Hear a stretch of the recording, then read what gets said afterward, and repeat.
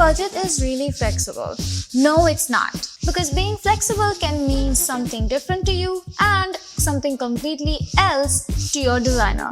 And that tiny little gap, that's where renovations take a complete different hit. And that is exactly why we need to talk about money, babe. Welcome back to the 5th episode of Before the Designer Arrives, where I take your hand and walk you through the questions that you need to ask, things you need to know right before that meeting with your first ever designer, of your first ever interior designing, of your first ever home, possibly. Number 1, start with a real number, not a range. Between 5 to 15 lakhs is not a real budget. That gap is too wide for a designer to even begin anything. Pick a number you're genuinely comfortable spending on and start from there.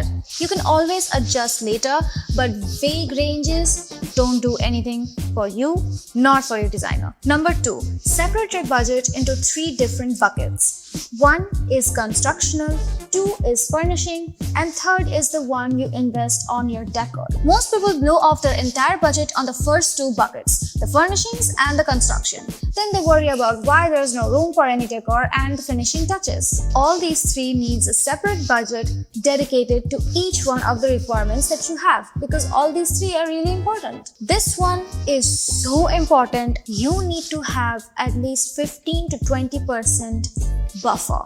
Hey, surprises happen. It happens all the time. That unexpected detail that you suddenly fell in love with, that sudden item that went out of stock and is pricier than it was before. All these things are bound to happen because, as somebody really famous that I can't really remember right now said, expect the unexpected. And finally, number 4, know the difference between spending and saving on the right item. Spend on things you touch every single day, like your sofa, your mattress, the flooring, and save on things that are easily replaceable.